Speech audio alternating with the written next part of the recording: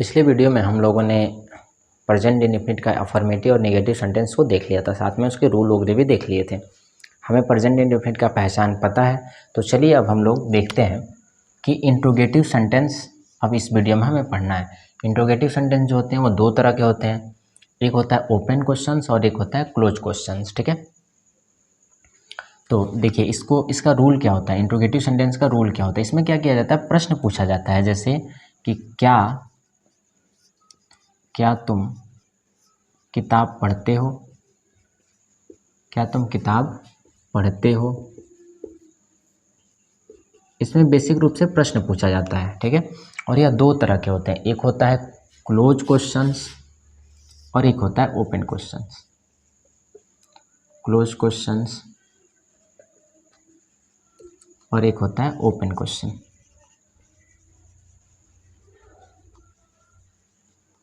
Close questions के जो वाक्य होते हैं वो क्या से शुरू होते हैं, जैसे क्या तुम किताब पढ़ते हो, और जो ओपन क्वेश्चंस होते हैं वह बीच में, वाक्य के बीच में कब, कैसे, क्यों, कहाँ, क्या, ये शब्द आते हैं जिन्हें हम लोग WH वर्ड बोलते हैं, जिन्हें हम लोग क्या कहते हैं, क्वेश्चन वर्ड बोलते हैं। WH वर्ड बोला जाता है इन्हें, और यह कहाँ आता है, वाक्य के बीच में आता है। और जो क्लोज क्वेश्चन होता है उसमें क्या होता है, जो क्या होता है वाक्य के शुरू में आता है, और इसका उत्तर हम लोग यस या नो में दे सकते हैं। इसका उत्तर यस या नो में दिया जा सकता है, लेकिन इसका उत्तर यस या नो में नहीं दिया जा सकता है। जैसे क्या तुम किताब पढ़ते हो, तो कह सकते हैं हाँ पढ़ते हैं, नहीं तो नो पढ़ते, नहीं नो, नहीं तो पढ़ते हैं तो यस, ऐसे हम जवाब दे सकते हैं। तो इसको बनाते कैसे हैं, पहले हम लोग क्लोज क्वेश्चंस देख लेते हैं। तो इसको बनाते कैसे हैं, तो इसका स्ट्रक्चर होता है जो डू डज था, आपने पढ़ा था डू डज कहाँ लगाते हैं, आपने पढ़ा था सिंगुलर के साथ हम क्या लगाते हैं, डज लगाते हैं, और प्लुरल के साथ डू लगाते हैं। ठीक है, तो जो डज जहाँ लगता था जिस सब्जेक्ट के साथ, उसके साथ वही लगेगा, और जहाँ डू लगता था उसके साथ वही लगेगा। रूल क्या होगा कि पहले हमें डू या डज लिख देना होगा, क्या की अंग्रेजी क्या हो जाएगी, इसका हेल्पिंग वर्ब हो जाएगा, उसके बाद सब्जेक्ट, उसके बाद वर्ब वन, उसके बाद ऑब्जेक्ट, और उसके बाद अदर वर्ड। ये इसका रूल है। ठीक, क्या कौन सा, क्लोज क्वेश्चंस का, किसका है ये रूल, तो क्लोज क्वेश्चंस का है। यानी पहले डू या डज, उसके बाद सब्जेक्ट, उसके बाद वर्ब वन, फिर ऑब्जेक्ट, और फिर अदर वर्ड। तो इस तरह जब हम इसको बनाएंगे तो क्या बनेगा, तुम है तो तुम के साथ तुम कौन सा सब्जेक्ट है, तो तुम प्लुरल सब्जेक्ट है, और प्लुरल सब्जेक्ट के साथ हम क्या लगाएंगे, तो हम डू लगाएंगे। तो यहाँ पे क्या हो जाएगा, डू, और उसके बाद तुम का क्या हो जाएगा, यू, क्योंकि सब्जेक्ट लिखना है तो डू यू। उसके बाद वर्ब का, इसमें भी यस या यस नहीं लगेगा क्योंकि हम डू डज लगा चुके हैं, तो इसमें यस या यस नहीं लगेगा। तो डू यू, उसके बाद वर्ब वन, तो वर्ब क्या है, पढ़ना, तो डू यू रीड, और उसके बाद क्या, ऑब्जेक्ट, तो क्या पढ़ते हैं, किताब, तो क्या हो जाएगा, book, do you read book, question mark. ठीक, ऐसे हम बनाएंगे इसको।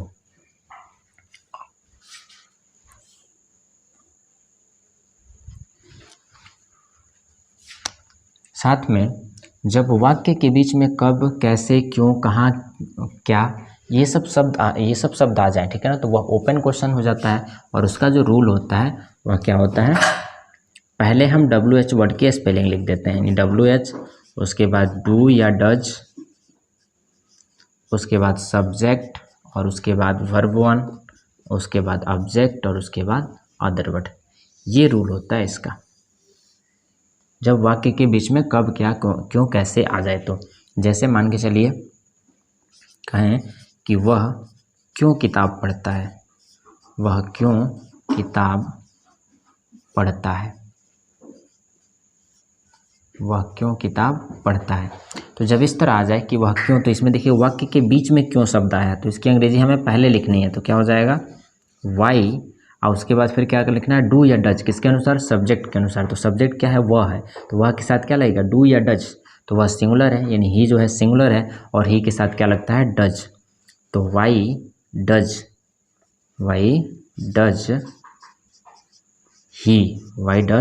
ही, और उसके बाद फिर क्या लिखना है, वर्ब, तो वर्ब क्या है, पढ़ना, तो why does he read, object उसके बाद लिखना है, तो क्या हो जाएगा, book, why does he read book. ऐसे हम बनाएंगे। ठीक है, और इसमें क्या आया है, WH वर्ड पहले इसकी अंग्रेजी लिखेंगे, क्योंकि बीच में कब, क्या, क्यों, कैसे आया हुआ है। उम्मीद है कि आपको समझ में आ गया होगा। अब इसमें हम कुछ उदाहरण ले लेते हैं ताकि आपको अच्छे से समझ में आ जाए। दूसरी बात, इसमें इसकी जो अंग्रेजी है आप यहाँ लिख देते हैं, हम लिख लीजिए ताकि आपको पता हो जाए, याद हो जाए। कब की जो अंग्रेजी होती है वो क्या होता है, व्हेन, WHEN, व्हेन मतलब कब। कैसे का, हाउ, HOW, हाउ मतलब कैसे। और उसके बाद वाई मतलब क्यों, WHY, वाई मतलब क्यों। और WHERE, वेयर, वेयर मतलब कहाँ। और उसके बाद वाट मतलब तो आप जानते ही हैं, WHAT, वाट मतलब क्या। ठीक है। और एक और होता है हु, WHO, हु मतलब कौन। ठीक, तो ये आप याद कर लीजिएगा।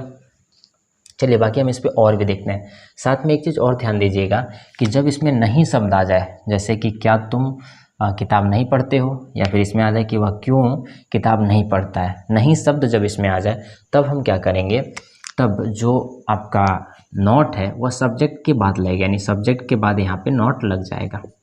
इसमें भी यहाँ पे सब्जेक्ट के बाद नॉट लग जाएगा। ठीक है, तो ऐसे हम नोट लगा के बना देंगे। तो चलिए आगे हम देखते हैं आगे कैसे बनाएंगे इसको। चलिए देखिए, ये आपका स्ट्रक्चर है। क्लोज क्वेश्चंस अगर होगा, अगर उसमें वह निगेटिव नहीं है तो पहले डज, उसके बाद सब्जेक्ट की अंग्रेजी, फिर उसके बाद वर्ब वन, फिर ऑब्जेक्ट और फिर अदर वर्ड। अगर नॉट आता है, नहीं शब्द आता है, तो पहले डू या डज, उसके बाद सब्जेक्ट और उसके बाद नॉट लगाएंगे, फिर वर्ब वन, फिर ऑब्जेक्ट और फिर अदर वर्ड। जैसे कि उदाहरण देखिए कि क्या तुम अंग्रेजी बोलते हो, क्या तुम अंग्रेजी बोलते हो। तो इसमें क्या शब्द पहले आया, इसका मतलब यह क्लोज क्वेश्चन है और हम इसको डू डज पहले निकाल के बनाएंगे, यानी इसकी अंग्रेजी क्या हो जाएगी। तुम के साथ कौन सा लगता है, डू ही लगता है या डज लगता है, तो तुम प्लुरल है और इसके साथ क्या लगता है, डू। तो यहाँ लिखेंगे हम डू, उसके बाद सब्जेक्ट डू यू, उसके बाद वर्ब क्या हो जाएगा, स्पीक, तो डू यू स्पीक, और उसके बाद क्या बोलते हो, अंग्रेजी, तो English, do you speak English. ठीक, अगर यही नहीं मेरा था कि क्या तुम अंग्रेजी नहीं बोलते हो, क्या तुम अंग्रेजी नहीं बोलते हो, नहीं बोलते हो, इसमें क्या हुआ है, नहीं शब्द आया है। तो जब क्या तुम अंग्रेजी नहीं बोलते हो तो हम नीचे वाला रूल लगाएंगे और इसमें क्या होगा, सब्जेक्ट के बस नॉट आ जाएगा, यानी यहाँ पे बस नॉट आ जाएगा, बाकी सेम वही रहेगा, यानी डू यू। अब इसके बाद not, do you not speak English, ऐसे हम बनाएंगे। ठीक है, यानी उम्मीद है कि क्या वाला आपको समझ में आ गया। तो इसमें डज कहाँ लगाएंगे, तो जब सिंगुलर आएगा, ठीक है ना, जैसे कि क्या वह अंग्रेजी बोलता है। चलिए इसको मिटा के वहाँ पे बनाते हैं या नीचे बनाते हैं। देखिए, क्या वह हिंदी बोलता है, क्या वह हिंदी बोलता है, तो क्या हो जाएगा, इसमें वह है तो वह के साथ क्या लगता है, डज लगता है, तो इसमें डज हो जाएगा, डज ही, और उसके बाद बोलना का स्पीक, तो does he speak Hindi, does he speak Hindi. ठीक है, अब यही रहता है कि क्या वह हिंदी नहीं बोलता है, तो क्या हो जाता, नॉट लग जाता, क्या बनता है यहाँ पे, does he not speak Hindi. ठीक है, उम्मीद है कि आपको समझ में आ गया ये। चलिए अब हम लिखते हैं ओपन क्वेश्चन, यानी देखिए जैसे मान के चलिए कि यहाँ पे रहता है कि वह अंग्रेजी क्यों बोलता है, वह अंग्रेजी क्यों बोलता है, वह अंग्रेजी क्यों बोलता है। ठीक है, तो क्यों शब्द बीच में आया है, यानी इसमें से कोई भी आए तो क्या होगा, वह उसकी अंग्रेजी पहले लिखेंगे, यानी क्यों की अंग्रेजी क्या होती है, वाई, तो यहाँ पे लिखेंगे हम वाई, पहले लिखेंगे वाई, क्योंकि WH वर्ड पहले लिखना है। यहाँ पे देखिए WH वर्ड पहले, फिर उसके बाद सब्जेक्ट के अनुसार हेल्पिंग वर्ब डू या डज, जो कि निगेटिव सेंटेंस में रूल लिखवाए थे, उसके बाद वर्ब वन, फिर ऑब्जेक्ट और फिर अदर वर्ड। तो इसमें देखिए वह है तो वह के साथ क्या लगता है, डज लगता है, तो यहाँ पर लगेगा डज, वाई डज। सेम इसी रूल पे बनाना है हमें, पहले डब्ल्यू एच वर्ड, उसके बाद डू या डज, तो हमने क्या लिखा डज, और उसके बाद सब्जेक्ट क्या हो जाएगा ही, तो वाई डज ही, और उसके बाद बोलना का क्या होगा स्पीक, क्योंकि उसके बाद हमें वर्ब लिखना है, तो वाई डज ही स्पीक, अंग्रेजी का क्या हो जाएगा इंग्लिश। ठीक, उम्मीद है समझ में आ गया आपको। अब देखिए, अब इसमें नहीं शब्द आ जाए तो, जैसे कि वह अंग्रेजी क्यों नहीं बोलता है, वह अंग्रेजी क्यों नहीं बोलता है, क्यों नहीं बोलता है। ठीक, तो इसमें हम क्या करेंगे, पहले डब्ल्यू एच वर्ड सेम वैसे ही, बस सब्जेक्ट के बाद नॉट लगा देंगे, यानी why does he not speak English, why does he not speak English. ठीक है, यानी हमने क्या किया, बस सब्जेक्ट के बाद नॉट लगा दिया। इसको बनाने का एक और तरीका है, जब नॉट हम इसके साथ लगाना चाहें तो हमें डजंट करना पड़ता है, ये कंबाइन हो जाता है। यानी कि कैसे बना सकते हैं हम, वाई डज, और यहाँ पे कंबाइन हो जाएगा, डजंट हो जाएगा, वाई डजंट। ठीक है, तब नॉट यहाँ से हटेगा, नहीं तो नॉट हमेशा यहीं पे रहता है। यहाँ पे हम डज नॉट नहीं लिख सकते हैं, जैसे कि why does not he speak English, ऐसा नहीं लिख सकते हैं, गलत हो जाएगा सेंटेंस। क्या बनाएंगे, वाई डजंट, जब हम एक में कंबाइन कर रहे हैं तो क्या हो जाएगा doesn't, why doesn't he speak English, ऐसे भी हम बना सकते हैं। उम्मीद है कि आपको अब समझ में आ गया ये बढ़िया से। अब चलिए हम इसमें अदर वर्ड लेकर कुछ सेंटेंस का उदाहरण ले लेते हैं, कोई ज़्यादा भारी नहीं है, ठीक है ना, हम फास्ट ही बढ़ रहे हैं, यह वीडियो छोटा ही करेंगे और फास्ट ही हम इसको बढ़ रहे हैं। अगर नहीं समझ में आएगा तो आप कमेंट कीजिएगा, फिर से अगले वीडियो में समझा देंगे, नहीं तो अगले वीडियो में फिर हम लोग पास्ट इंडेफिनिट लेंगे। ठीक है, तो चलिए इसको अब हम लोग कुछ अदर वर्ड के साथ देख लेते हैं। क्या वह सुबह में पाठ याद करता है, इसमें अदर वर्ड भी आया है सुबह में, तो इसकी अंग्रेजी हमें बाद में लिखनी है। सबसे पहले तो हम ये देख रहे हैं कि ये सेंटेंस क्या से शुरू हो रहा है, और जब सेंटेंस क्या से शुरू हो तो उस समय क्या होता है, वह क्लोज क्वेश्चन होता है। और क्लोज क्वेश्चंस का रूल क्या होता है, जब भी क्या से कोई भी सेंटेंस शुरू हो तो उसका हेल्पिंग वर्ब हम पहले रख देते हैं। ठीक है, पहले क्या की जो अंग्रेजी हो जाती है वो क्या हो जाती है, उस सेंटेंस का हेल्पिंग वर्ब हो जाता है। तो इसमें हेल्पिंग वर्ब क्या हो जाएगा, तो इसमें हेल्पिंग वर्ब, क्योंकि ही के साथ क्या लगता है, डज लगता है, तो डज इसका हेल्पिंग वर्ब, इसका क्या की अंग्रेजी हो जाएगी डज, और उसके बाद ही, क्योंकि सब्जेक्ट लिखना है डज के बाद, तो डज ही, और उसके बाद फिर क्या लिखना है हमें, जो वर्ब है वो लिखना है। तो वर्ब क्या है, याद करना, तो याद करना क्या हो जाएगा रिमेंबर, REMEMBER, रिमेंबर। तो डज ही रिमेंबर क्या याद करता है, ऑब्जेक्ट क्या है पाठ, तो डज ही रिमेंबर लेसन, और उसके बाद अदर वर्ड है, ऑब्जेक्ट के बाद हम क्या लिखेंगे अदर वर्ड, तो अदर वर्ड क्या है सुबह में, तो क्या हो जाएगा यहाँ पे in the morning, in the morning. समझ में आ गया आपको। जब भी अदर वर्ड आए तो वाक्य के सबसे लास्ट में वह चला जाता है। ठीक, अब इसमें नहीं शब्द आया रहता तो यहाँ पे नॉट लग जाता, कि क्या वह सुबह में पाठ याद नहीं करता है, तो क्या लग जाएगा यहाँ पे हम बीच में नॉट लगा देंगे, कहाँ पे सब्जेक्ट के बाद नॉट लगा देंगे। ठीक है, इसमें भी हम नॉट को कंबाइन कर सकते हैं, यानी इसके साथ लिख सकते हैं, तो क्या बन जाएगा doesn't he remember lesson in the morning, अगर नहीं शब्द वाक्य में आया हो तब। ठीक है, चलिए अब हम बीच में वाक्य लेकर देख लेते हैं, जैसे कि वह सुबह में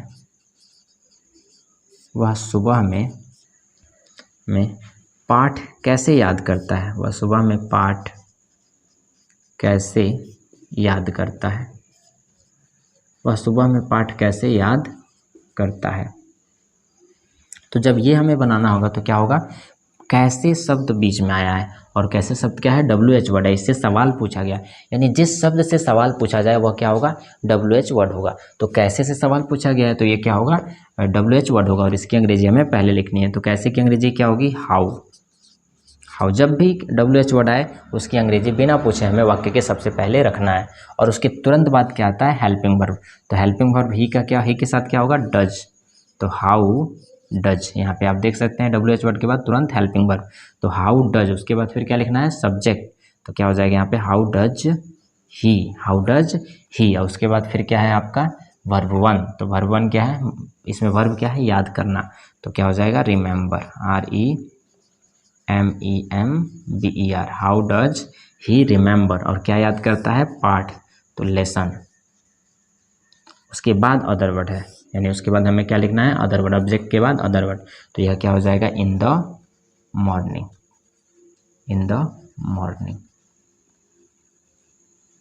ठीक। उम्मीद है कि आपको समझ में आ गया अच्छे से। ये इसको लिख लीजिए, इसका स्ट्रक्चर आप लिख लीजिए। चलिए, उम्मीद है कि आपको अच्छे से समझ में आ गया होगा। यदि नहीं समझ में आया हो तो आप कमेंट कर सकते हैं, कमेंट करके कीजिएगा तो मैं अगले वीडियो में इसको सही से फिर बता दूंगा। लेकिन मुझे लग रहा है जहाँ तक कि आपको समझ में आ गया होगा। चलिए, अब हम कुछ होमवर्क ले लेते हैं। होमवर्क के तौर पे आप बनाइएगा, वह कैसे उसे बुलाता है, वह कैसे उसे बुलाता है। क्या तुम बाजार जाते हो, क्या तुम बाजार जाते हो। वह बस से कब पटना जाता है, कब पटना जाता है। इसमें कब देखिएगा क्वेश्चन वर्ड है। तुम उसे क्यों नहीं पढ़ाते हो, तुम उसे क्यों नहीं पढ़ाते हो। क्या तुम उसे नहीं जानते हो, क्या तुम उसे नहीं जानते हो। ये 5 आप सेंटेंस बना के लाइएगा होमवर्क में, ठीक है। तो चलिए फिर हम मिलते हैं अगले वीडियो में, और बाकी इसके बाद आप पिछले वीडियो का जो होमवर्क था उसको मिला लीजिएगा। पीछे का जो होमवर्क है वो मिला लीजिए पिछले वीडियो का। पहला है कि वह बाजार जाता है, ठीक है। इसमें वह सब्जेक्ट है और यह अफर्मेटिव सेंटेंस है, तो क्या हो जाएगा ही, और उसके बाद इसमें डज वगैरह तो लगेगा नहीं क्योंकि अफर्मेटिव है, तो यस या यस वर्ब में जोड़ा जाएगा। तो क्या हो जाएगा ही, और उसके बाद क्या लिखना है, वर्ब की अंग्रेजी। तो ही गो, और गो के साथ क्या लग जाएगा, चूँकि यह सिंगुलर है तो यस या यस लगेगा इसमें। तो यहाँ पे सबसे अंत में क्या है, ओ है, और मैंने बताया था कि SSSHCHO या एक्स आए तो उसमें क्या लगाते हैं हम, ES लगाते हैं। तो इसमें क्या लग जाएगा, ES। तो ही गोज, और उसके बाद टू मार्केट, क्योंकि ऑब्जेक्ट क्या है इसमें, मार्केट है।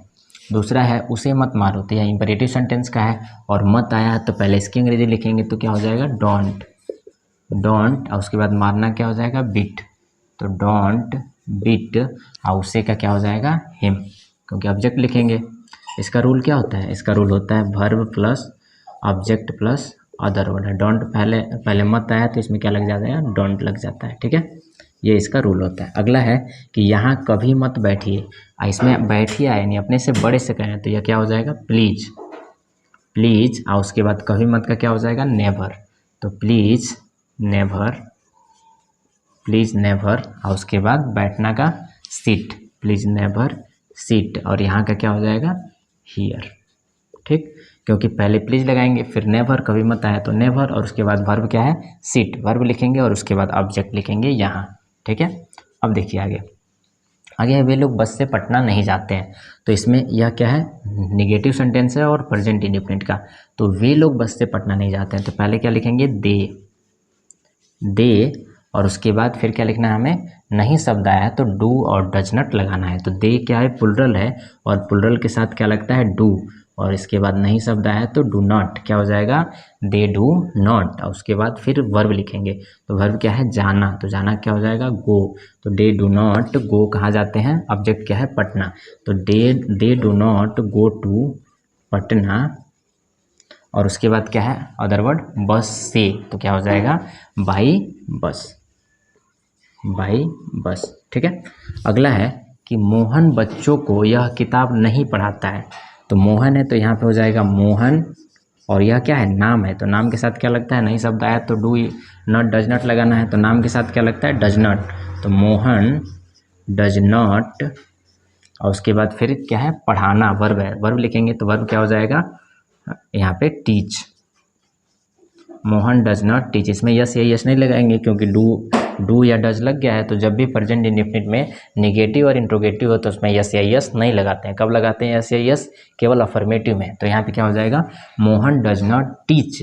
और क्या पढ़ाते हैं? यह किताब पढ़ाते हैं। तो मैंने बताया था आपको इसकी अंग्रेजी दोनों एक साथ लिखेंगे, यानी कि दिस बुक, दिस बुक। तो Mohan does not teach this book, किसको नहीं पढ़ाता है? बच्चों को। तो क्या हो जाएगा, to children.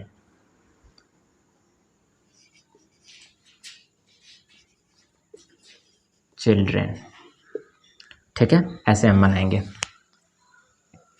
Mohan does not teach this book to children, बच्चों को नहीं पढ़ाता है, ठीक है।